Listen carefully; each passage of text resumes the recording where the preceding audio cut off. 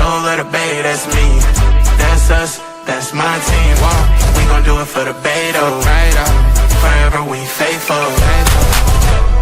Forever we faithful. Not again. Forever we faithful. Forever we faithful. Niner my gang, whoa, that back came real fast. I feel like Usain Bolt. These teams not like us, they not in the same boat. We beat all the big teams, we got all the big rings. I read in that gold. We ball never fold. Grind stay in that mold. Another ring is the goal. All we do is win, win, win, no matter what. It's a scary sight, a Niner jersey and a cut. Faithful to the bay, the Niner gang, yeah we up, living plush. Soon as you look up, another touch. Damn, it ain't next year, it's our year. Now, crowd full of red, white, and gold, screaming loud. Let's get it in, let's get it in. Niner gang, another win. Let's get it in, let's get it in. Welcome everybody to a brand new episode of Fair Faithful Podcast. I'm Brandon Freeman, and joined by me is my co-host, as always, Deon Johnson from Niner Gang Podcast. How we doing, brother? We good, man. We started season 1-0. That's a good thing. And yeah, we already lost our quarterback. Our left tackle's looking old. Hey, what's going on? Throwback night guy. That's the home. Yeah, we lost our quarterback. Yeah, left tackle's looking old. Kyle's looking bothered and perturbed every time he has to do a fucking interview. Yeah, you know, we're just going to chuck along in the season. So basically, nothing new, just the same old. Same old. Bro, like, I've literally been sitting there thinking to myself, like, how are we going to get through this? Because I'm not necessarily worried about the Saints offense. I'm going to be honest. I'm worried about the defense and our offensive line. So that's where it's at. But I mean, if anything, I think honestly we could start it with the injury report. I think that'll probably be best. I have it pulled up already. Let them know who's hurt this week and who's not playing. All right. Okay. StreamYard has been tripping with sharing the screen. Hold on. Let me pop it up real quick for you. Oh, there we go. For sure. That works. Okay. So minus all the stuff you see on the right. We don't care about that. So we got to take a look at the injury list. And Brock Purdy with his shoulder is out. He did not participate in practice. Juwan Jennings is questionable. Trent Williams questionable. Christian McCaffrey is fine. Nothing wrong with those dudes. So, damn, what the hell happened? Okay, well, that was ridiculous. Here I am sitting there thinking I got both injury reports, and all I got was us. So, honestly, that's it for the injury report. Brock is out. Jennings and Trent Williams are questionable. That, to me, means that they will play. Let me see. I'm trying to see what's going on. Okay, so it says that they're monitoring 7 players on their injury report. I will find it, and then we'll come back to it. Give me just a couple seconds, y'all. Sorry, I thought I had it. I think I might have it too, to be honest. Yeah. But yeah, so as you guys know, Purdy's out this week. He's probably gonna be out 2 to 5 weeks. Trent Williams questionable. Juwan Jennings questionable for this week. Yeah, that's the unfortunate part. Let me see if I can find something. Here we go. I found it. You got something? All right. No, I don't know why I couldn't find it. Just not show up, bro. Hold on.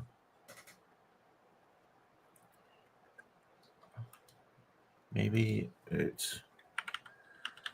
Zach shared it. I just forgot to retweet it. Yeah, we're just trying to see what we can find here, people. We want to make sure we give y'all an injury report, let you know who's actually going to be in the game versus who won't. And just for context, while Brandon is taking a look for that stuff, just letting you know, we come into this game 1-0. The Saints come into this game 0-1. They already took their first L to the NFC West, losing to the Cardinals last week. Cardinals didn't look so bad, people. And they always play us hard. And that's the unfortunate thing. And I believe we got them at home next week, right? We got the Cardinals at home, yeah. Yeah, next week. Mm-hmm. That'll be our first home game. Of course, when we play the Cardinals, I'll be here. Oh, there we go. Love it. Okay, so safety Julian Blackmon with the shoulder. He did not practice. Geez, you got to zoom in on that. I cannot read that. That is way too far away. Okay, hold on. Okay, hold on. No, I got it. I think it's Trevor Pennick, toe. He didn't practice. So all of these people for game status, Velus Jones Jr., Zach Wood, Jordan, looks like Howden. They're all full goes. The three people that are out. Okay, you were zooming in. That was actually nice. Three people that are truthfully out are safety Julian Blackmon. It looks like a tackle / guard Trevor Pennick, and defensive end Chase Young.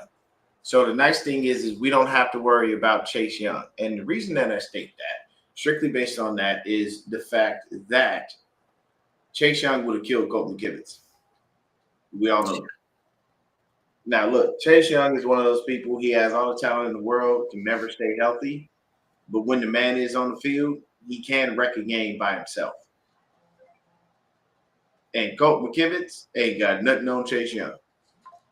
So, I don't know. But for us, obviously, we see everything. The only person out for us is really Brock. When Kyle Shanahan spoke about practice, he basically literally stated only 3 people on the list of injuries, and that was Jennings, Williams, and Purdy. And we all know what's going on. So, which truly, that's a blessing. That only 3 people. Right, because our injury list is always ridiculously long. Yetur Gross-Matos, everybody was hyping him up because he was like the number 1 in pressers or something. People, let me tell you something. Yetur Gross-Matos ain't done a damn thing for y'all to be that hype. Okay? I'm sorry. Ain't nobody believing in no Yetur Gross-Matos. The only thing cool about him is his name. He does not really produce like that. And I know a lot of people are, trying to get hyped, but don't get hyped. Don't overhype yourself over a dude who's only going to wind up on the bench. And here is the man, the myth, the legend. You can take off that. You can put him up there on the screen. You see him. You know him. You love him. I introduce to you Lefty.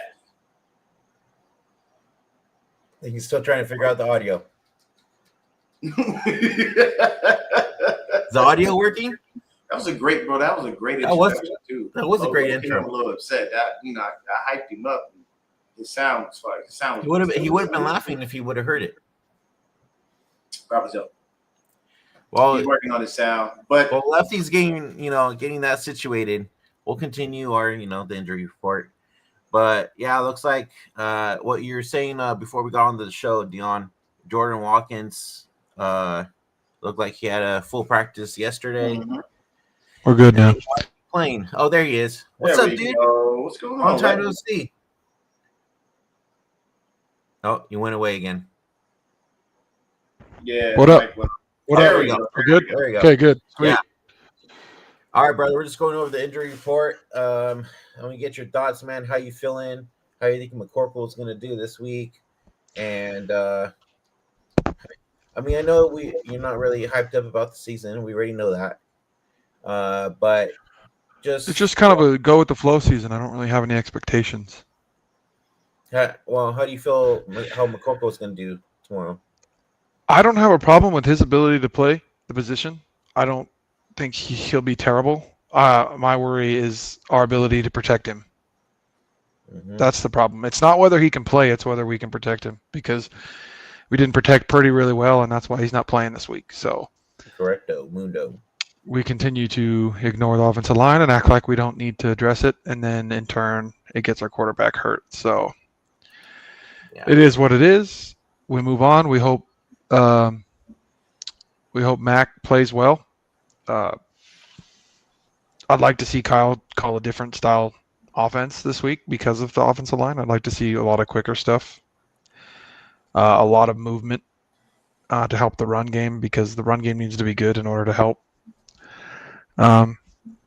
Jones, I don't really want to see a lot of long developing plays. You don't have the offensive line for that, so why even do it? Everything needs to be quick. Get the ball out of the quarterback's hands fast. And I don't even know if he's good at scrambling like how Purdy does a lot too. I mean, he can run. He's not like everybody thinks he's just a statue. He's not as quick as Purdy or anything, but he can move. Hey, I'm He gonna tell get- you right now, really quick, and I'll let you keep going, Lefty. I watched Breezy's simulation yesterday. Hey, Mac Jones was out there running. In He the can- game, Madden, Mac Jones was moving and That's- grooving, baby. He that's what was I'm saying. somebody. I'm telling you. People think because he looks like a goob, he's not athletic. He still can run. He's still an athletic guy. Like But you gotta have we some honestly, kind of athleticism in you to be a quarterback. So but he's probably the best backup in the NFL. Like he's probably, when you rank backups, he's probably number one. So that's a good thing. And being with Kyle Shanahan's good for him too. It's just whether or not he can have time to step back and throw, because the offensive line's really bad. see, here's what I'll say on that. As far as the line and him, what scares me is what you said. What's Kyle going to call? How is he going to call this game? Yep. Knowing, you don't have Brock out there. And here's my thing. If you were able to adjust to Jimmy, adjust to Mac. Okay? But Mac's better than Jimmy in the sense that if Kyle tells him what to do, he's going to do it. Jimmy did his own thing and would go off script and piss Kyle off. Mac's going to do what Kyle tells him to do. Yeah, here's my thing. And of course, because he's the backup. See, no, but that's what he did at Deon. That's what he did at Alabama. They told him what he did, what he was supposed to do. No, so I'm getting to a point. But what I'm saying is, you're the backup. You don't have the option. You better listen, or you're gonna wind up, jobless. Pretty much get cut real easily being backup. Second of all, I think the reason that and this is where I'm actually going to sound like I'm defending Jimmy here. I think the reason that Jimmy sometimes went off script is because the stuff Kyle was running wasn't working, and Kyle just wouldn't change it. And we all know he gets stubborn in his play calling at times. No, He's kind of stuck in the rut. I think it was Jimmy. That's why you see Kyle so pissed off on the sideline. I think it was Jimmy. Jimmy just doing dumb Jimmy shit, I think is what it was. I've always said this. When it comes down to it, man, our offensive line is porous. We know. And it's funny how the fans know and everybody understands that, but our organization seems to continue. Well, some fans don't. Some fans don't, because when we're talking about McKivitz, they're like, oh, well, he's not that bad. I'm like, well, the eye test tells me he's been terrible the whole time he's been there, so I don't know what they're trying to tell me. And here's the thing, people. Offensive linemen come at a premium. They are far few and in between. This is why you see certain offensive linemen get broke off. How do you think Jalen Moore got paid? Jalen Moore ain't no damn starter. He ain't even starting right now. Jalen Moore is not that good, but because he played well enough, when you're an offensive lineman, you can play yourself into bigger contracts. And unfortunately, we had a left and a right tackle, and our right tackle couldn't pass block to save his life. But I know, but when you think about it now, Deon, when it comes to McGlinchey, I would have rather still had McGlinchey, because he might not have been able to pass block, which I don't think McKivitz does really well. He can run block. We haven't been able to run to the right side very well since he left. Man. I would have rather just paid him, because we could still run to the right side, which we haven't really done well since he left. So it's kind of a give and take, but at least we could do one of the two things. We can't do either, it feels like, with McKivitz. But yeah. Hey, look, you finished. You made my point for me, so I appreciate you. That's what happens when you have two lefties in the building. Smart brains think alike. Sorry, Brandon, you can take yourself off. You're good. But no, what I'm saying is our offensive line. You got Tweedledee and Tweedledee. Oh, this guy. But hey, look, no baby oil. Well, if Brandon's who's the walrus and the carpenter then, Brandon? If we're Tweedledee and Tweedledum. Not me. I can tell you that. There we go, people. The show is back. The time has come. The time has come. Okay. So, anyways, moving on. So does this? So I was listening to KBR. You saw me post it in the chat yesterday. If Mac Jones does good, is this just Kyle Shanahan's offense per se? I'm gonna take this first. Does this hurt Brock Purdy? I'm gonna take this first. No. And see, it's an easy way to create a narrative, to create a story. It's very simple. People have been saying for years, Kyle Shanahan's system is all it is. It's just a system. It's just a system. I'm sorry. There's a guy named C.J. Beathard, still a backup. There's a guy named Nick Mullins, still a backup. So it's not the system. Because if it was the system and you could throw any quarterback in it, why did those two dudes succeed? If it was the system and you could throw any quarterback in it, why isn't Joshua Dobbs still here? Why did Brandon Allen look like garbage? Why did Carter Bradley look like hot garbage? Like, why did Tanner Mordecai look like trash? If the system is that great, and you can plug in any quarterback, because that is the narrative that is painted. They say you can plug anybody in it. Then why did those dudes fail? It's not. Give me a sec, Lefty.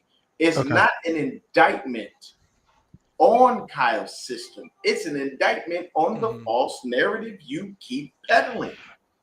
No one cares about the worthless Giants. Tommy, shut up. Okay, hey, relax. Relax. All right. The Giants are we describing? The Dodgers are everything. We all know this. Back to football. Are we describing, Deon? Are we describing incorrectly though? Like any quarterback in the sense that can play, and if they have the ability to play the position, then you can go and say, "No, I get. You're right. I'm not saying you're wrong, but I'm saying, do we change how we say that any quarterback can play in Kyle's his? They don't. We do. Because you have to be able to play the quarterback position. Yeah, because like what I mean is any quarterback that knows how to play the position can play in his system. But like some of these quarterbacks you're naming, they're just not good at playing the position of quarterback in general. They can't play it well. With that being said, then you cannot say anybody you can play. No, that's fine. You just have to change the wording. For the anybody, media, not you. Yeah, that's for fair. The media, because they don't say any quarterback who knows how to play the position. That's fair. That's what. Yeah. Clearly, any quarterback. Yeah, and that's not. That's obviously not true because specify what they mean when they say they. Yeah.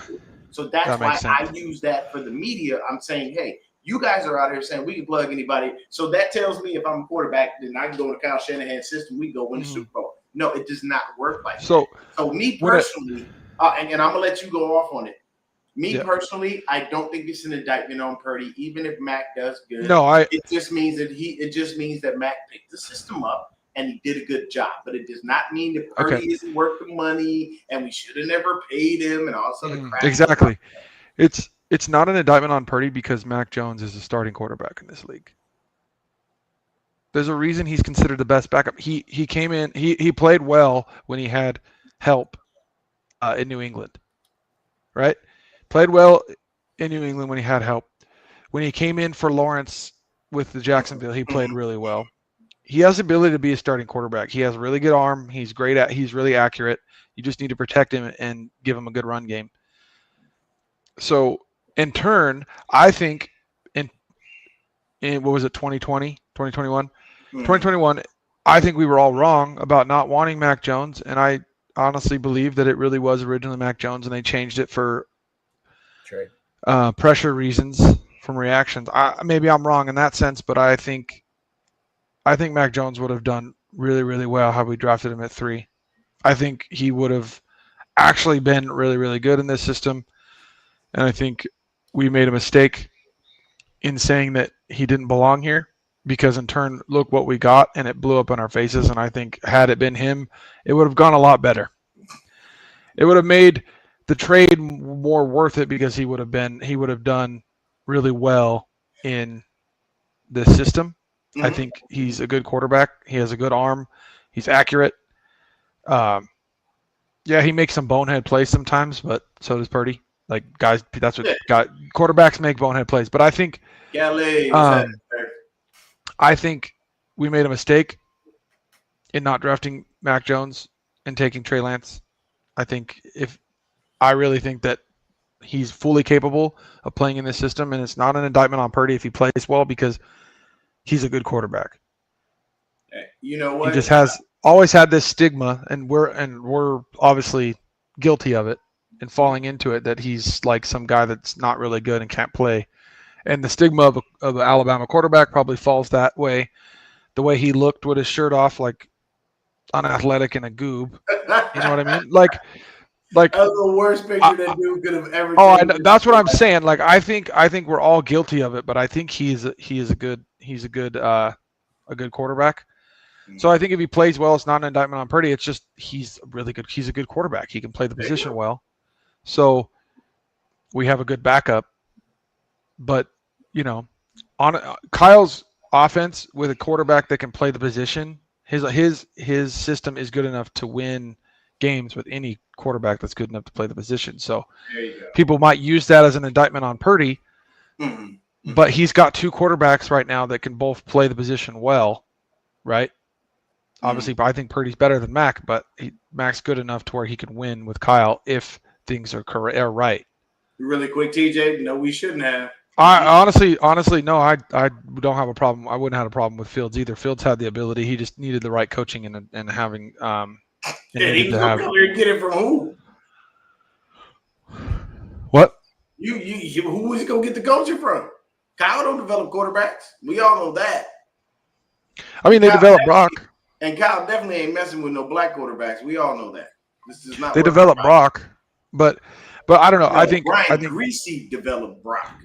Well, Kyle that's fair. Not. Okay, but it just it played out the way that it did. But I think that if we would have drafted Mac Jones at 3, we'd be a little better off in the sense of not having blown those picks. I mean, we got Purdy, so it worked out. But I'm just saying, like, in the sense of when you look back, hindsight 2020. But of course, I don't. It's not an indictment, and nobody should make it a big deal about who's playing. Like, if we win with Mac Jones, Purdy's going to get his job back, and we should just be happy that we have a backup quarterback who helped us get some wins. But people just like to jump the gun and get all excited, like, oh, this is going to cause a problem for Purdy. It's like, not really. It's just you have a guy who can come in and play well. Right. But also, Mac is better when you have an offensive line that can protect him, and we can't do that. So if he doesn't play well, people are going to put an indictment on him, and I don't blame. If he doesn't play well, I can't be mad. I won't blame him. If he's getting offensive linemen backed up into his lap constantly all game, I'm not blaming him. So I'm blaming the organization. Here's my thing, really quick, for Tommy and for B-Dubs. While y'all running your mouths, remember you're 7 games back. I just want you to understand that. Half a game into the wild card. It's okay. That's beautiful. Yeah, wild card. We don't know. We don't know that place. We don't understand. You guys haven't been looking so great lately. So I mean, okay. but we don't understand that anyway. Still got a couple weeks. It's okay, 7 games back. When you catch up, we have 7 games to play you, and one's down, so we're good. And you're gonna lose all of them. No. Anyway, moving back into football because we all know the Giants. To Throwback's comment, yeah, Purdy's the man. Like, he's better quarterback than Purdy's the man. He's like, I'm telling you guys right now, if we had a real offensive line and Purdy had time to sit back there, dude, he would be a cerebral assassin, just destroying defenses. You guys don't understand. Like, he has to make things happen because his offensive line is so poor, and he still makes the plays. If you gave him the offensive line that the Eagles have, dude, he'd be throwing for 5,000 yards and be the MVP. You can't tell me otherwise. That he's that good, but it's a knock on him for the things he does, and then he makes dumbass decisions and throwing interceptions because he tries to play hero ball because he's constantly getting hit, and then, like, when bad things happen, like when he drives all the way down the field and he constantly has not good numbers all game, but there's no points to show for it, he starts to play hero ball. Because I would do the same thing if I were him. Like, dude, I'm freaking putting up these numbers and we're driving down the field, we have no points to show for it. Okay, I got to make something happen right now, and then I make a bad decision. Yeah. And the reason we have all those yards and no points is because the offensive line. You need the offensive line to play well when you're in the red zone. Like, that's when they are the most important. Because there's not a lot of room when you get up there, and you need them to play well so your quarterback can make things happen. So really quick. Or run. We can't run in the red zone for shit. Not at all. Really quick, TJ. Chill. Justin Fields wouldn't survive, okay? I don't know if you understand the history of Kyle and black quarterbacks. That's oil and water. It don't mix. Just get off that soapbox because you have nothing to stand on. He does not mess with African American quarterbacks. Period. That's it. There is no ifs, ands, or buts about it. You don't believe me? Check his history. When it comes to those quarterbacks, he does not mess with them. I've always stated that. I will always stick to that because it's the truth. And you got to listen to that, man. Justin Fields would be trash in our system because Kyle wouldn't run the system the same way. So moving back into the game, on defense, we really got to be worried, people. Let me tell you why. So I'm going to share my screen, and I think Brandon has to give permission, but let me just go ahead and do this. The defense is still figuring it out, though. Yeah, but I'm for this part, I'm talking about the Saints defense, okay? So we're not going to worry about the Cardinals here. Okay? Their defensive line is what we have to worry about. Yeah, their defensive line is good. I'm getting into it. So last week against the Cardinals, they had 5 sacks. The Cardinals O-line isn't garbage, but it ain't. It's not the best and it's not the worst. But they're damn near just as good as ours, or if not better. And they put up 5 sacks, people. When I say 5, I'm talking. Look, Pete Werner, their leading tackler, along with Demario Davis, who we all know is a monster. He had himself a sack. Demario Davis had 2 TFLs, and he ain't even have a sack. Yeah, Deon, can I ask this though? How many of those sacks were because Kyler ran into them? Because he does that a lot. He's known to kind of run into sacks. He does do that. He does do that a lot, but no. This was not one of those games. Okay. There were times where Kyler literally was trying to run for his life. But we all know Kyler's main issue, unfortunately, is the fact that he's short as hell. Okay? And when you can't be my height going and playing football, going and playing quarterback in the NFL. Okay? I'm only he's a little taller than you. 5'8" at best. At best 5'8". Okay, I know. I've stood next to him. He's short as shit. You know what I'm saying? And I know me being shorter than him don't make no difference. But either way, Carl Granderson, he had 1.5 sacks. Cam Jordan, 1.5 sacks and 2 TFLs. And then Alontae Taylor, they had 5 sacks in total, 7 tackles for loss, and they had 5 passes defense. They hit the QB 5 damn times. So, they sound like they were listening to Lil Wayne, being in New Orleans, what's happening 5, what's up 5, what's up slide, whatever you want to call it. But at the end of the day, those people that I just told you right now are all people we are going to have to worry about. Because I can tell you Cam Jordan will he will have a ball with Jake Brendel. He will murder him. Lefty was just talking about it earlier, talking about having offensive linemen pushed into your lap. The game plan for this week needs to be basically run that damn ball down their throat. And here's the thing: when we say run the ball down, when we say run the ball down their throat, we actually mean by committee. See, Christian McCaffrey last week had almost 150 all-purpose yards. 31. Yeah, he did. That man did a really good job. But you know what I saw from Christian that I loved? He took himself out on several plays. He's getting smarter. Now we don't have to worry about the Christian of old going, man, I'm in no matter what. Y'all can't tell me nothing. Now he's looking and going, I need to stretch out my career because I'm still very young. Because Christian's, 31? Maybe. He's young. So he's still got. No, he's not. He's only like 29, I think. Yeah, I mean, he's still young. But there's the thing also is, a reason. Go ahead. There's also a reason why we got Brian Robinson as well. So So here's the thing: utilize the backs.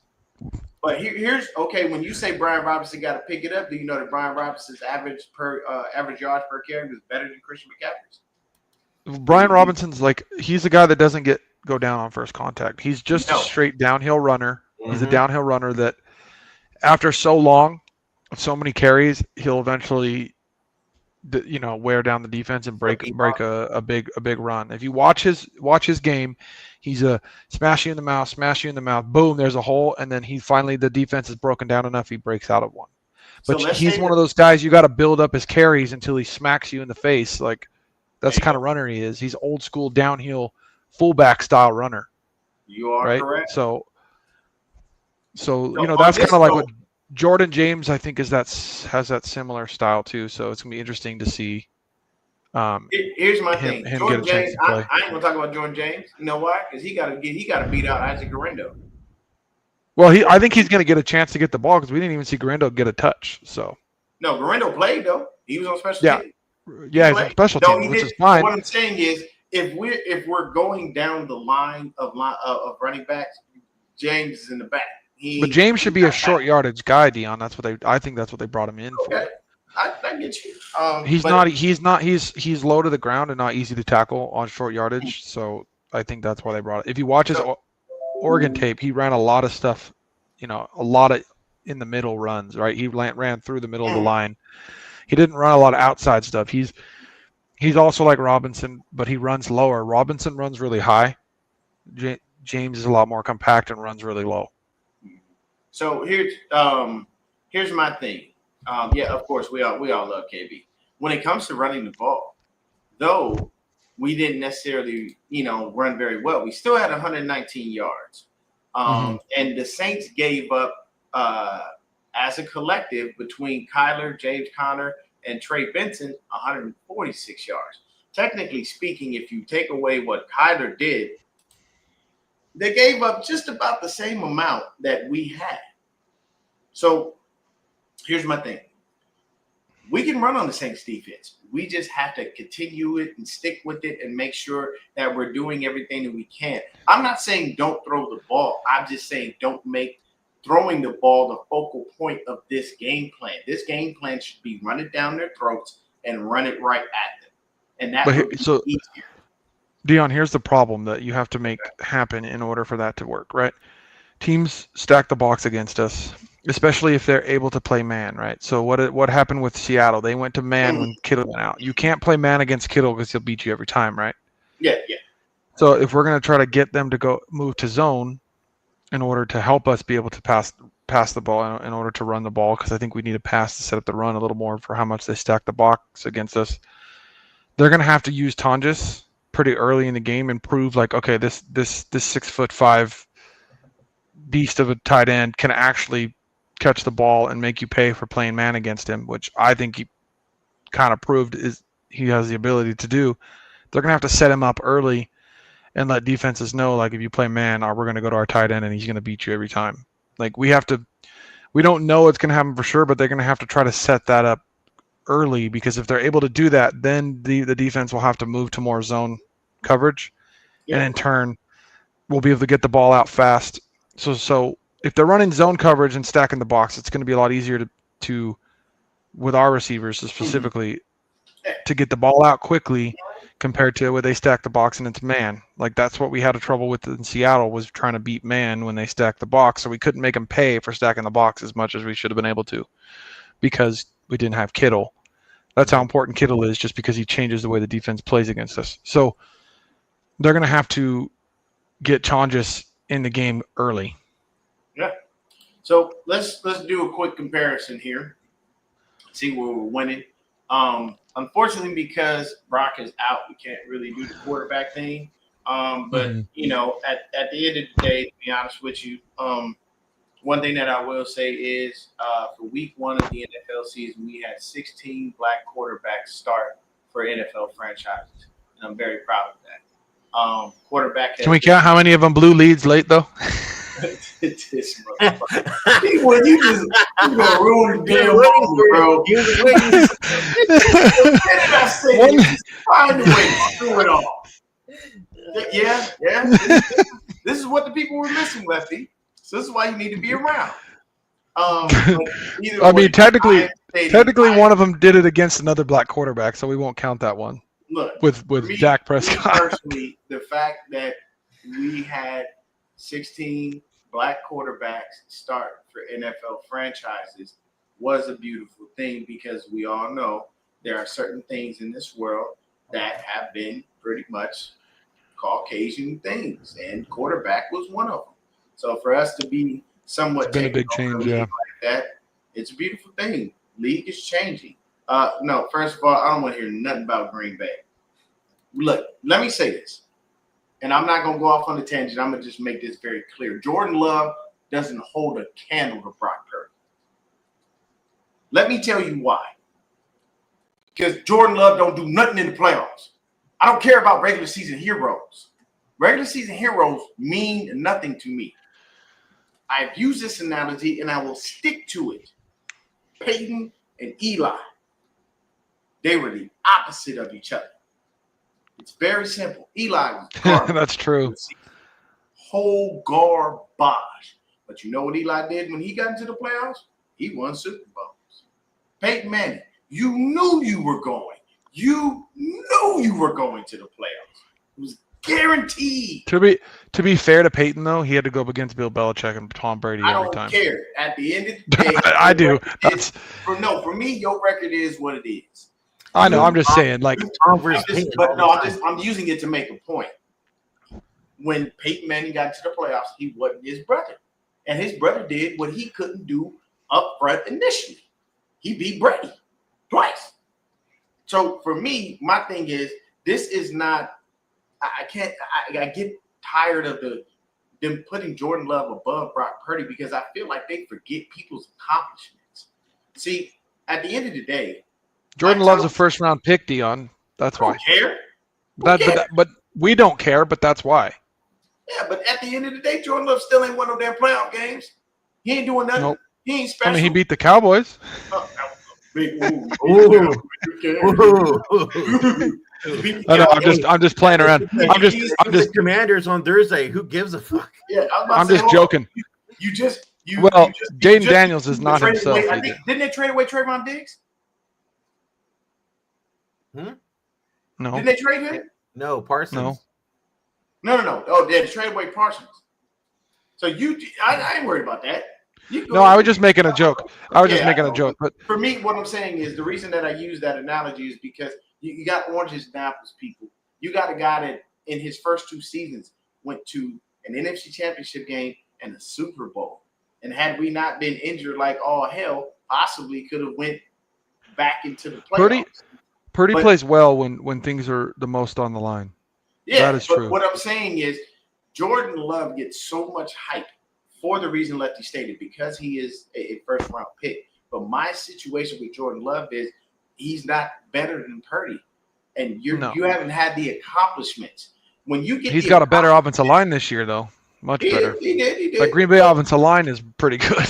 Yeah, no, I'm not stating they aren't. But what I'm saying, they might say he looks better than Purdy this year, but he has a lot better protection. Yeah, but what I'm saying is, for me, Brock gets a lot of flack because he is a 7th rounder. And then you give Jordan all the love because he is a first rounder. But when you look at the accomplishments in the body of work, I'm sorry, Brock is better. Brock has more accomplishments.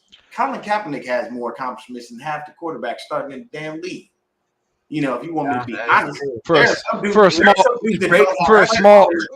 a small sample size, though. Oh, it doesn't make a difference. I don't care how small your sample size is. It's what you did with the time you had. Yeah, once they figured him out, it was done for. But I get it.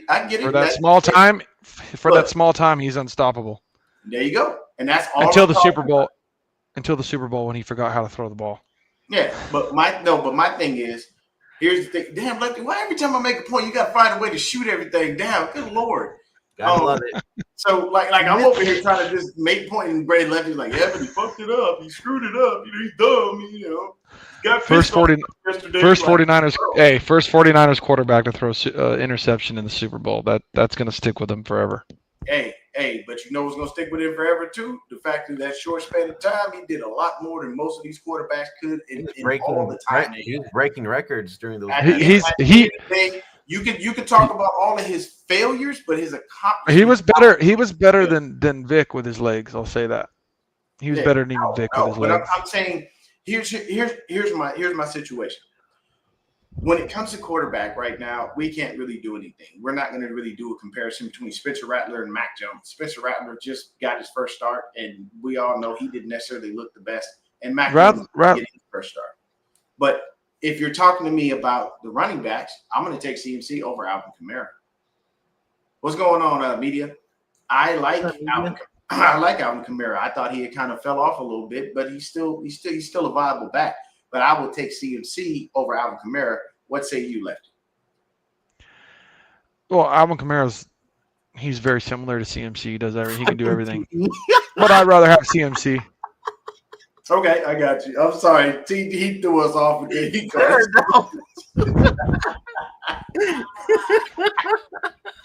Mr. Terror, I need you to calm down in the comments, sir. So, really quick, the other thing that I will say, I'm gonna take a sidebar real quick, just for 2 seconds, and I'm gonna say this: rest in peace, Charlie Kirk. Yeah. Rest in peace, Charlie Kirk, man. You know what I'm saying? Very, very unfortunate situation. What happened? How it happened?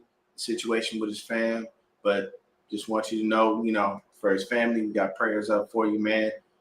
Rest in peace to that man. I know a lot of people have their opinions on this thing, but at the end of the day, it was still a loss of life. It was very horrible how it was done.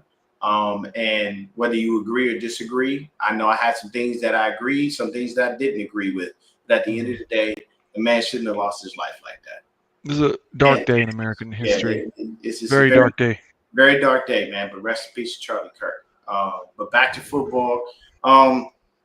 So we got the running back game. Go ahead, though. Yeah. Go ahead. Before I do want to mention something happened this week as Niner fans we're all excited about. Yeah. Deon, you want to go ahead and bring it up real quick? What did we finally do this week after week 1? Oh, people, we you ever seen, and I'm going to use an analogy, and Christian, you better not shoot this down. You this damn mic or some shit. I'm not going to celebrate a guy's demise, but okay. Look, you know a guy that has the world on his back? You seen that statue? It's Atlas. That's Atlas. There we go, Atlas. You know what we did? Atlas took the world and threw that thing into 5 galaxies away. Or no. That's what we did. Is it Prometheus? No, it's not. I think maybe it's Atlas. I can't remember. We threw him 5 galaxies away. Actually, we didn't throw him 5 galaxies away. We threw him a couple states away because now he's over in Illinois with the Bears, and I have no idea why they signed him. Because because he has the ability. Everybody, hold on. How do you watch a guy fail that bad and then put him on your practice squad as if you have any idea kickers, of what he's gonna do? He's trash. He just needs a change of scenery. Can be good mentally too. It was all mental, Deon. Okay. You know what? Let me retort to that. You're saying the change of scenery can be good. You went to Chicago. The National That's who took him. Hold on. That's who took him. Hold on. The National Guard is in the streets. What good is that about to do, Jake? He's a football player. He ain't worried about that. He's just trying to get another job. Change of scenery in another team is good. And I'm not going to celebrate the guy's demise. I really wanted him to do well because, dude, that guy can kick from anywhere. He could kick a 70-yarder if we ever needed it. But I'm gonna celebrate his demise. I don't think the man holds the record for the longest Super Bowl kick made in the Super Bowl. So that's beautiful. That's great. Okay, I want to share this real quick with you guys. I know it sucks. It was time for him to go. Right? It was time for him to go. He was a head case, but I do hope that he finds it somewhere else. But sometimes kickers don't work out, and they need to change the scenery. Kev is in the building. Kev in the building. What's happening? He said 999. You gotta love it, man. All right, go ahead and play this. Let's see what we got. Let me play this real quick. It got to the point where I didn't even feel like there was much of a choice. Always, there'll be games people struggle in, and I understand how fans are. I understand how my family is, anyone who watches it. I've been a part of games where, a quarterback throws 4 picks and everyone's like, you got to start the next guy. But, as a coach and staff and your team, you know how the next guy looks. You're in practice, I know that guy struggled with 4 picks, but he is better than this other guy. We got to figure out how to change something and not make him do that again. It's different at kicker. I'd love to sit and wait till, someone's for sure better. When you take a talented guy like Jake, I think he will be. He has been. But once a guy loses his confidence or for whatever it is, the the stands have lost their confidence. The team ends up thinking it's going to be a miss, not a make, and you start to see him like that. You really don't have a choice. You got to make a move because you can't just sit there and bench him and let him get out of it. There is no backup. So I've been through this before in other teams. You always worry you're going to cut a good guy and you're going to go watch him be a Pro Bowler and somewhere else. But when it gets to where it was and the pressure's that much where you're going out for an extra point and no one in the stands or no one on your sideline or himself is believing it's going to go in, you got to make that call and you got to move on. Yeah. It's interesting that you're able to move on from your kicker and the fourth. This is Yeah. the most candid and raw I have ever seen Kyle Shanahan, and I like it. It's sad that he could say this about his kicker, but he couldn't say it about some other people. He couldn't say this about Jalen Hurd, who couldn't stay healthy to save his damn life. Yeah. He couldn't say this about Kermit the Frog, a.k.a. Jared freaking McKinnon, who couldn't do much of anything. But in turn, Deon, he did. About Jimmy Garoppolo, but he did. This is probably the one. But Deon, go ahead, man. In turn, just go ahead and finish your point. But real quick, in turn, he kind of did because when he said you can't do this with a kicker, but you do this with the other guys because that you're able to, he did kind of in turn say that there. He said both. But what I'm saying is, at this point, I understand what you're saying. I'm saying at this point now, what he's saying is going back in hindsight. I'm talking about right now in this moment being raw. Yeah. I like the fact that he openly stated, look, man, didn't nobody have no belief in the dude. Basically, that, you know what that tells me? That tells me that the players came to you and said, man, you need to get rid of this guy. We're losing games. And we can't keep doing this shit. And I'm tired of it.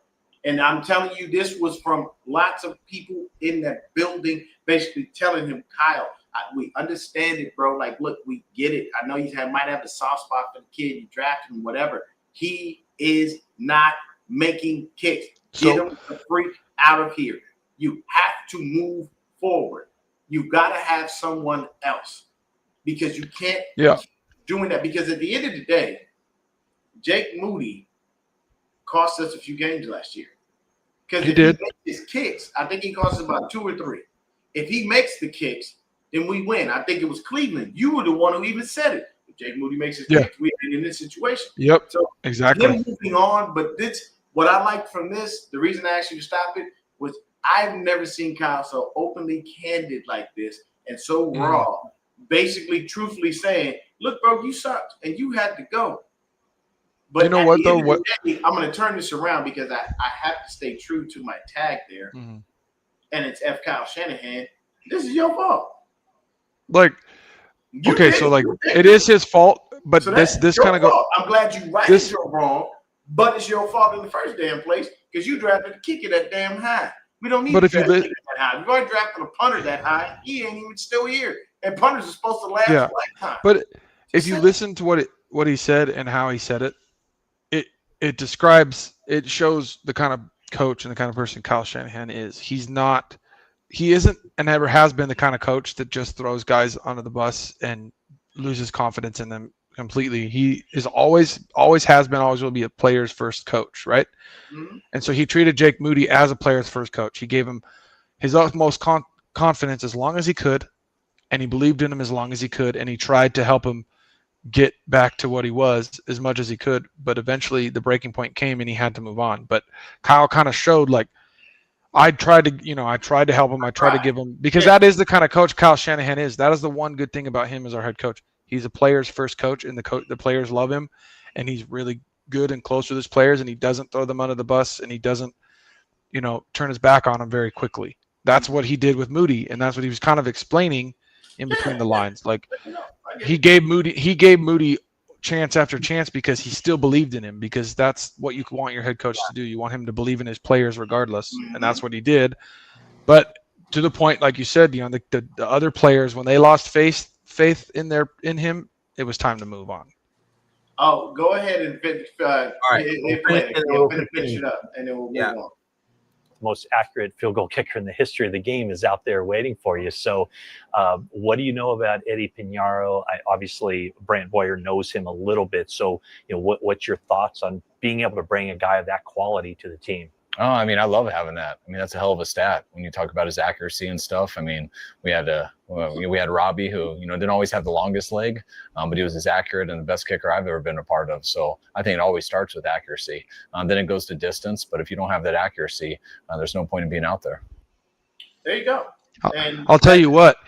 When the first field goal happens tomorrow, I'm gonna be freaking clenching my butt cheeks. Oh yeah, everybody will. Butt cheeks, I don't care who the new kicker is. I'm gonna until a couple of them go in. I'm gonna be nervous. Hey, listen to the man. TD, put that right back up there. Listen to the man. Lesson in the blessing. Don't draft kickers. See, I agree. I agree to a point where you don't.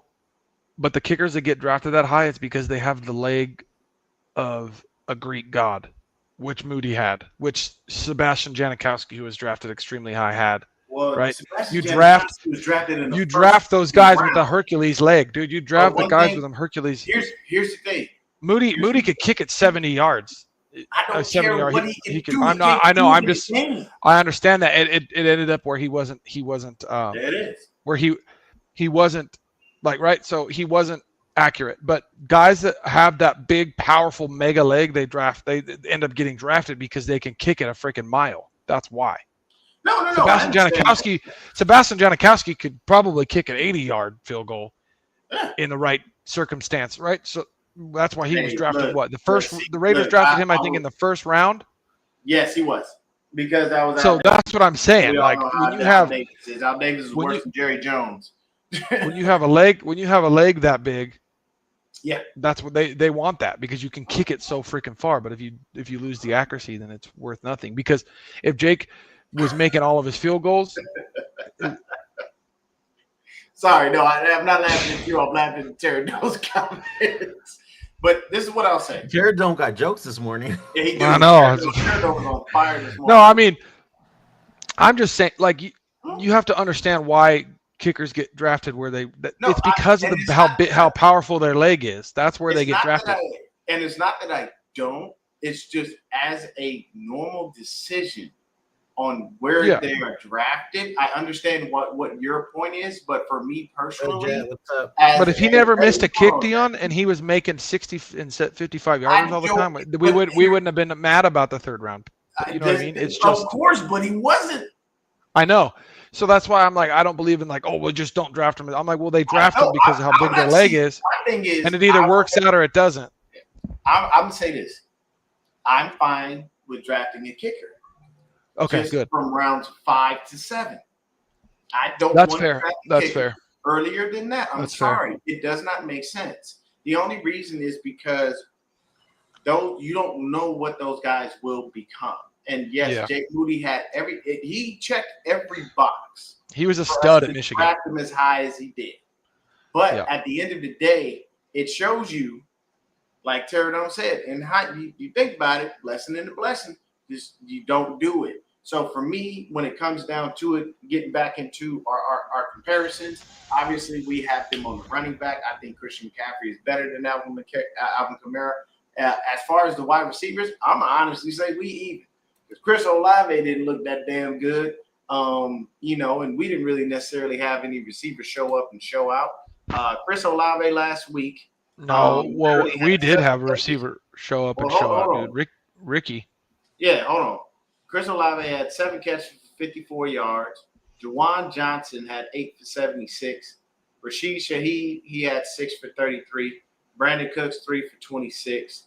So you don't really have like gaudy stats, obviously, because Spencer Rattler didn't. I think he only had 214 yards. But he's not a very good quarterback. He's gonna have to grow. It's gonna take him a little bit of time. Yeah, he might figure it out.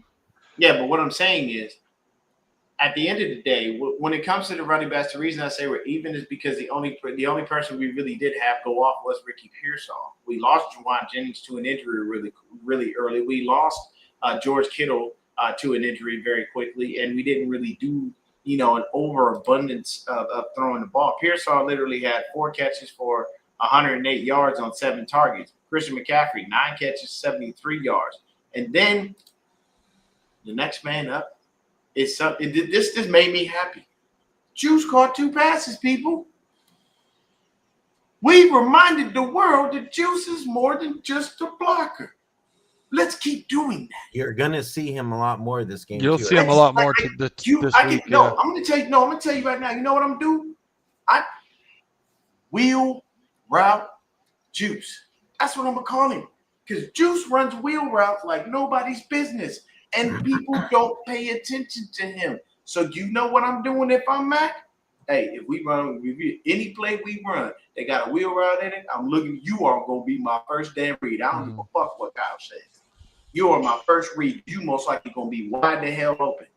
At the end of the day, I understand Kyle wants people to just do what he says, but sometimes you must deviate from the game plan because you see something better. This is why certain coaches will let you audible at the line, because you've shown enough intelligence to understand what is going to happen with defense. You know what I'm saying? Yep, there it is. I like it. I appreciate that. But that's what I'm saying. You have the option in this game to say, hey, they don't know about Jake Tonjes. They just saw him snatch that touchdown pass from who was it? Tariq Woolen? Yeah. So at the end of the day, if you don't know about Jake Tonjes and you don't know about that guy, yeah, dude. I can't, bro. Terradome was on fire. Oncho, bro. Somebody hacked his account, bro. This Oh my god. Look, man, I'm sorry, media, but Watkins about to take your boy's spot. Watkins has snatched it, bro. We saw exactly how he is, man. Watkins looked good in the preseason, and all we heard was great things until that high ankle sprain. That was the only thing that really set him back. But when it comes to the receivers, go ahead, Lefty, talk to me. What were you saying? You're saying that you felt you were talking about Pearsall because he did look good. Oh, Pearsall, dude, Pearsall's the real deal. Like when we get Ayuk back, and if Ayuk can get back to form, which after that injury, we don't know for sure yet. But if you can get Ayuk back to form, and him and Pearsall, dude, because the way I look at it too is Pearsall can play more on the slot when Ayuk comes back. So when you can line him up in the slot, it's going to be nasty. Him against a nickel corner is going to be, or you can even line Ayuk in the slot. Okay. Right. I like our receiving core once Ayuk comes back. If Watkins becomes a guy, because Watkins looks like he's going to be a good route runner. He's quick. He's got a really quick burst.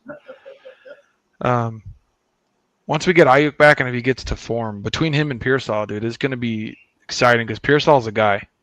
He's extremely intelligent because that big play he made was him talking to Kyle Shanahan, telling him we need to do this. Like, that's a huge thing when you got a guy that's that intelligent. It's like, let's do this.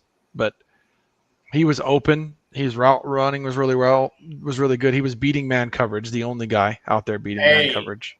This kid right here, man. Hey, look, kid looked like he about 14, but he playing grown man ball. Wait till Mustafa comes back. No. Between him and I'm gonna tell you right now, Siegel stay on the field. Pennock get about. No, but I'm saying Mustafa's gonna play next to him. The two of them. Yeah, the two. Our run defense with both of them in there because how they come in and hit people in the run game. Yeah, our run defense is gonna be way better when Mustafa comes back. Let's talk about it then. Marquise Siegel, he was literally second on the team. There was three people with 6 tackles, but Marquise Siegel, 6 tackles, 5 solo. Like the man, absolute stud. Dude, absolute stud. He hit. He was in there, man. He balled. I like the kid. Once again, like I said, he looked 14, but he playing grown man ball. If you ever see Marquise, that boy looked like he fresh out of high school. He did not look like a grown ass man. I'm sorry. And some people just have a very baby face, and Marquise Siegel is one of those dudes. What I do want to see though, really quick, I need more from Michael Williams. I need more. I think Throwback's right. If you look at him, double team. He might not be showing up in on the sense of constantly making plays, but he was really good in the run game. But he's taken double teams and triple teams that helped us win the game. When Bosa freaking pushed the right tackle into Darnold's lap, if you watch that play, Williams was triple teamed. The center, the tackle, and the guard were blocking him. Here's his stats from last week. And if you watch him, he doesn't even, dude, all three of them were watching him and they still weren't pushing him back. The guy's an anchor, and he just has to figure out the pass rush. So Pass rush has to be figured. But his ability to anchor in there and them not to be able to push him around is huge. Yeah. So here's the thing. he's gonna get better, and especially in the run game, dude. He's powerful. This is what I will say. Your first round pick, show up and show out, and do it fast. He did. We won the game thanks to him. I mean, we won the game, but it wasn't because of him. He ain't had no sacks. Well, he took a triple team. He took a triple team and freaking let our best pass rusher have a one-on-one. That is just as important as Bosa on that play. I get you, but what I'm saying is, if you're a first round pick, I expect a lot from you because you are a first round pick.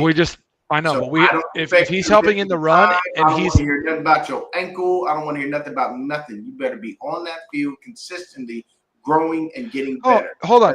Yeah, saying.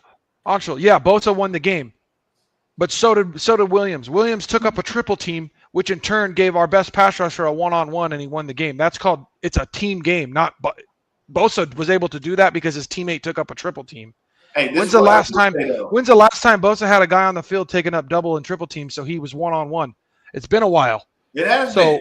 we're not gonna take away and say it was only Bosa. Williams was just as important. The guy took up a triple team and left one of the best pass rushers in the game with a one-on-one, and you expect that guy to win his one-on-one when he's given them. Oh, which look, he did. No. Hold on, Christian. Hold on. Put that Saints fan comment up. Look, man. Look. Just let us get one. I feel you. Hey. I feel you. Hey, I feel you, Saints fans. I feel you. Man, I'm sorry, Jason. Bro. I'm sorry, man. We need it. I'm gonna tell you right now, Jason. Your defense is solid. I like your defense. Yes. That's what we're worried about. As far as your offense, what I will tell you is this will be your best chance to get one. Let me tell you. There you go. Yes. With our offensive line, this is your best chance to get one. You're playing against a backup quarterback. And a lot of backup everything else. So. Backup tight end. Backup tight end. Second, what? Young, super young receiving core. Yeah. You got it, man. But no, hey, Jason, you are always welcome in here, brother. When we do streams, we like to welcome in fans from other places. You know what I'm saying? Oh, okay. Well, yeah. I'm gonna take that out. Hold on. Heartbreaker for you because you ain't winning either way. You don't. He thinks they're gonna beat the Giants. No, dude, that Dart will be starting by then and tearing defenses up. So. Oh yes. You'll get to play Jackson Dart, who can actually play quarterback. Okay, look. For whatever reason, the Giants are still putting in Wilson, but. So let me say this. Going back to when Lefty decided to just obliterate my good moment. Russell Wilson looked like hot garbage. Oh, dude, so bad. I don't know what happened when he left Seattle, but he left all the juice in Seattle. He did. Where did Russell go? Russell is not the same guy. I don't know what happened. I don't know why, but look, at this point, bro, go on with your R&B wife. You know what I'm saying? Live a happy life. Hope the future doesn't beat your ass and keep moving. That's the only thing you can do. Because at this point, NFL quarterbacking is not your thing. He's not the same dude, bro. And honestly, so going back to my point I made earlier about how sometimes you have to deviate from the plan. Honestly, Russ, you'd have been better off had your dumb ass deviated from the plan and not listened to Pete Carroll and just gave the ball to beast mode like everybody thought you should have. But for me, I'll say this. When I'm looking at everything as a whole in this game, I still think we have a chance to win because the Saints aren't necessarily over the top great. They only scored 13 points last week, people. They scored 13. Yeah, their offense isn't good. Rattler is talented, but he's not. We got an up and down quarterback. We don't know. Rattler's not good, but he's not good between the ears, Deon. He's not good between the ears. I think Rattler has all the talent in the world, but in between the ears is his downfall. I mean, that can be developed. You know what I'm saying? It can. But that's the thing is something like that can be developed, but right now it's not. It's developed on the field, but for this game, keep that ignorance in there. I want it because it's gonna help us win. For Spencer Rattler, that is.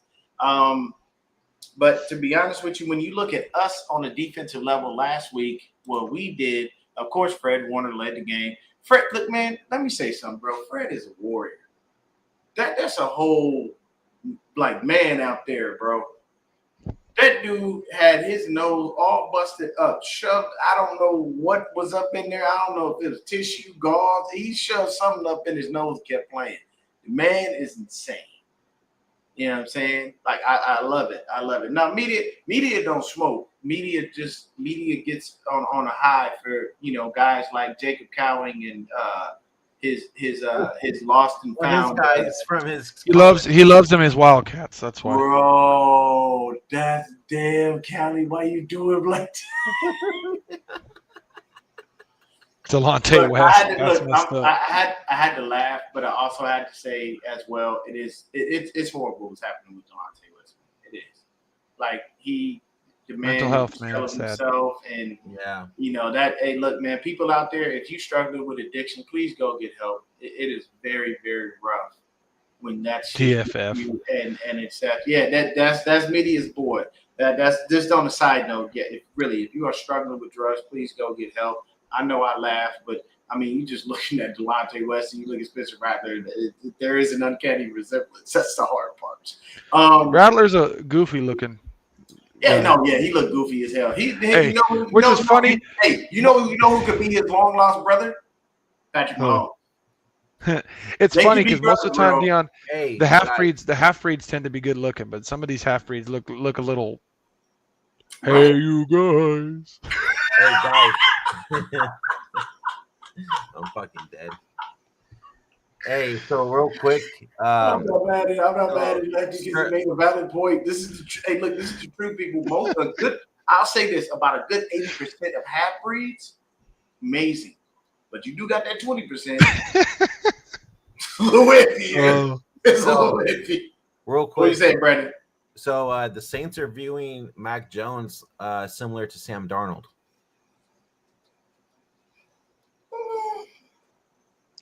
Wait, what? He's saying that they're viewing the Mac Jones kind of like Sam Darnold. Like, that's how they're looking at him from a game plan type of standpoint, I guess. So I see. Okay. They're saying one of the players says collapse the pocket, get pressure up the middle, interior D-line getting their hands up is key. Force him off his spot, make him uncomfortable, and you'll see the cracks. Hey, look, man. Well, the way Mac's going to beat him is play action, and Kyle's got to find a way to get that going. Yes. Amen. He's very good off the play action and stuff. So Damn, me. What? Huh? Media. Now, media, you are smoking something this morning. Wait, what? Don't get me wrong, Brandon is my brother from another mother, but me and Brandon is not the same. I don't know what he means by that. Brandon's a paisan, you know what I'm saying? He's low-key Italian. It's going to make you an offer you can't refuse. But, that's a little different. I don't know what he means by that. Oh, there we go. Yeah, but at the end of the day, man, I think, honestly, we take the W. I'm not going to get no score prediction because I don't really know what the hell we're really going to do. We got to figure out X factor real quick on defense and the offense. Okay, there you go. It helps. You start us off. X factor. Right. X factor? Yeah, Christian, you start. I'd probably go D Winters. He's gonna have to be the one chasing Rattler down because Rattler can run. I like it. So it's gonna. He's faster than Fred.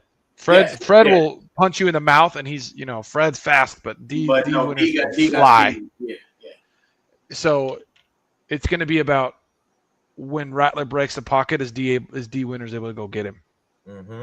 Okay, Offense.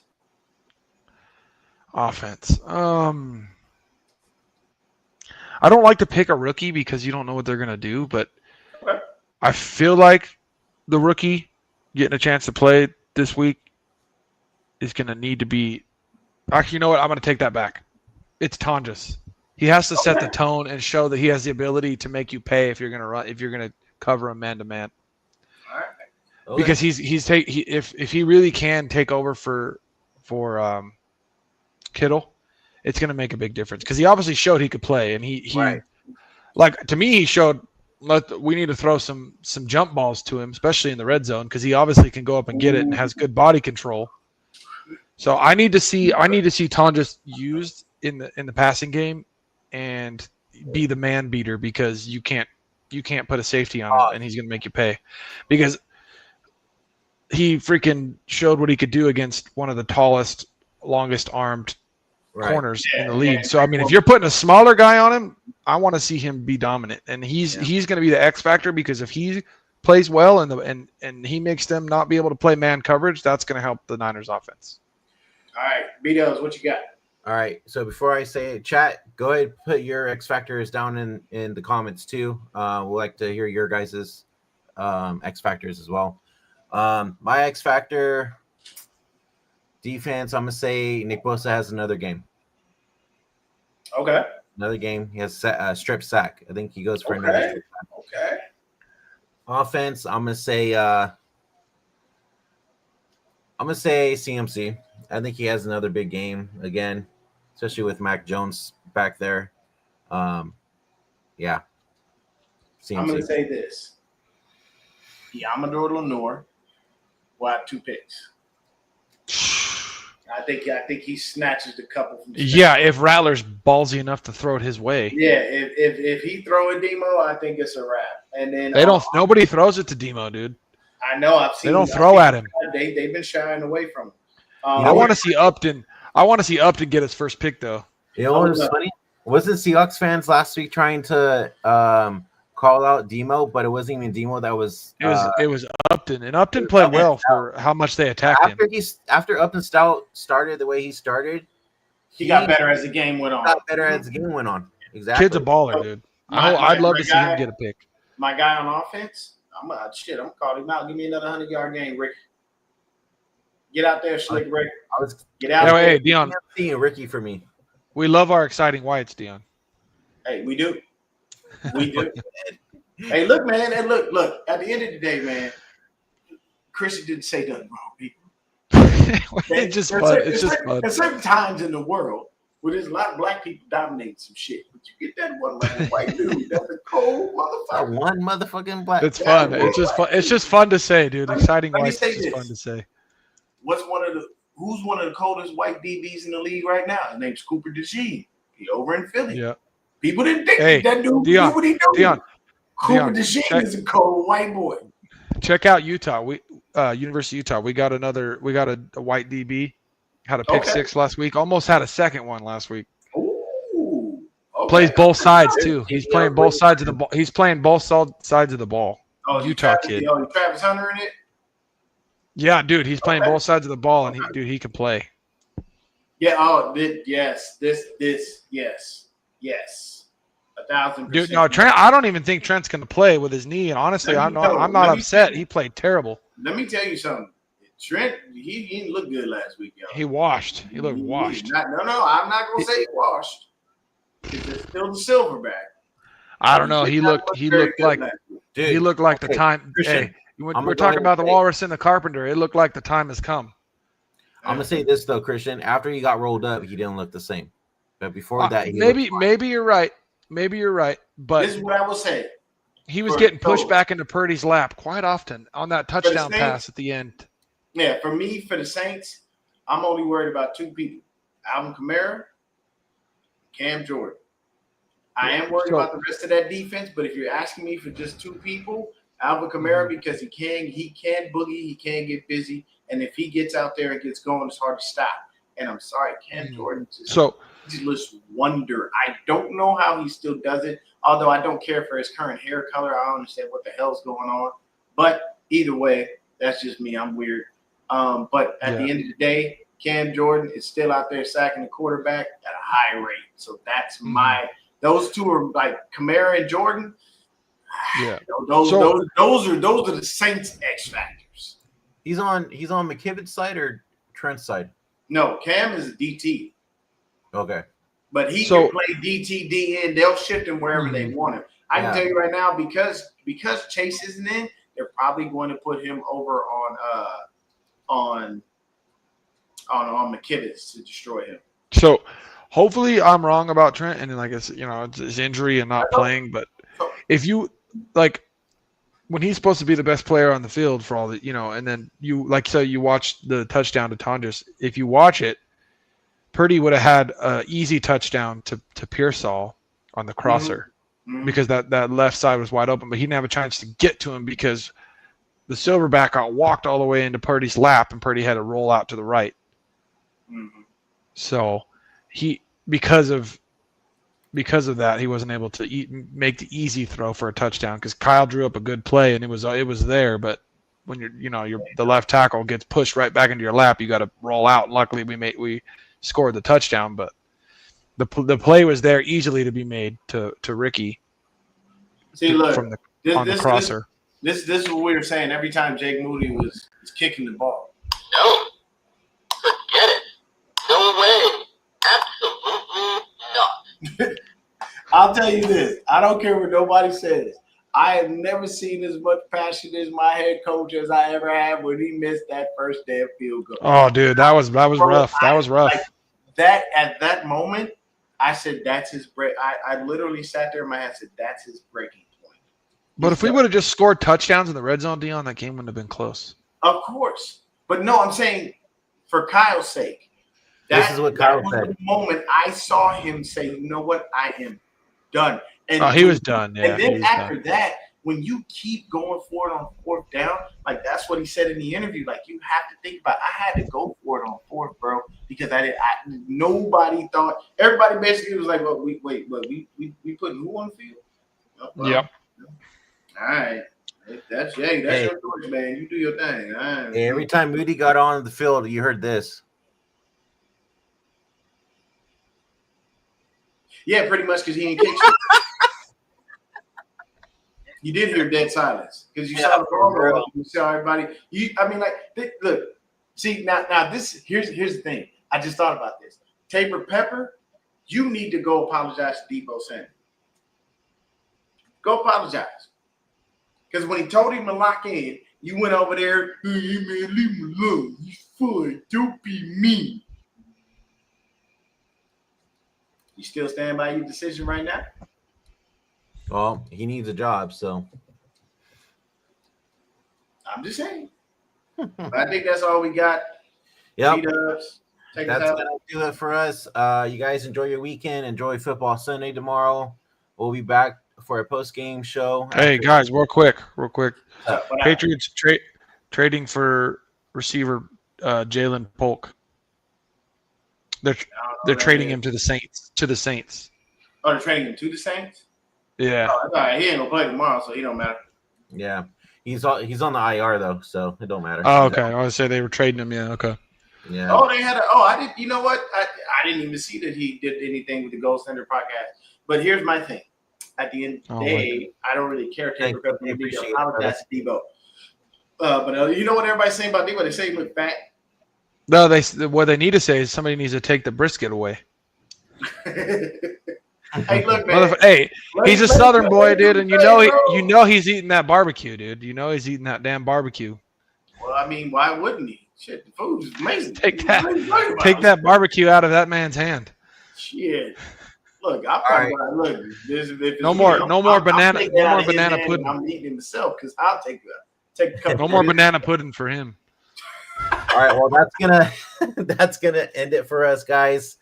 Thanks for tuning in. For those of you that are new, please hit that subscribe button on both channels for Fitful Podcast and Niner Game Podcast. Oh, before we get out of here, yes, who you got? I'm rolling with Canelo.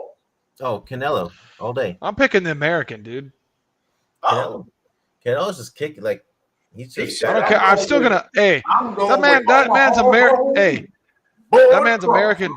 He's an American with 7 kids. He's got mouths to feed. He's gonna. He has. At the end of the day, though. Yeah, dude. Crawford's got 7 kids. He's got mouths to feed. That's a different kind of motivation. I mean, it is a different kind of motivation, but it's a different kind of world when Canelo hits you. I tell you that much. There's only one person that Canelo fought that I thought could take his punches, and that was Triple G, because he was hitting Triple G with everything. Crawford never put that man on the mat. Hey, we'll see what happens. It's gonna be a good fight. Hey, all I'm saying is Canelo. That's just me, bro. And I like, just- I know I'm gonna say this right now because I know a lot of black people gonna be like, man, how you gonna choose the Mexican dude over the black dude? Let me explain something to you, bro. I grew up in LA, so I grew up around any and everything, but Mexican people are a part of my life. My wife is Mexican. Okay. At the end of the day, That's why he's rooting for Canelo, because he's gonna get. I didn't watch Canelo sleep lots of cats consistently. So what you're saying, Deon, if you don't root for Canelo, you're gonna get a left hook. Hell no, I ain't saying that. Please, I root for every fuck. Hey, I'm just kidding, bro. I'm just kidding. Yeah, there it is. Put that up there real quick. TD's comment. Oh dang. Exactly. That's the reason why I'm going with Canelo. See, but it's a different world when you fight a dude True. who is normally that. but the big. smaller guys can move, Deon. They too. can't, but They you can ain't gonna move. move. You gotta pack on that weight. You still moving that smoothly. But they have the ability because they already know how. From you know what I mean? It's something that you know how to do as a smaller guy. We'll see what happens. But either Yeah, way, we'll for see me, what happens. I'm going to say that it is Canelo. It'll be two different fighting styles for sure. I'm not calling them knockouts. Because Bud's got a Dude. a good Might go all around. Knockouts only happen in the heavyweight, dude. There's no butterbean, so there's no that you don't get a lot of knockouts unless it's heavyweights anymore. Hey, well, we're gonna call it. So go Niners, and this one's for you, Deon. Fuck the Dodgers.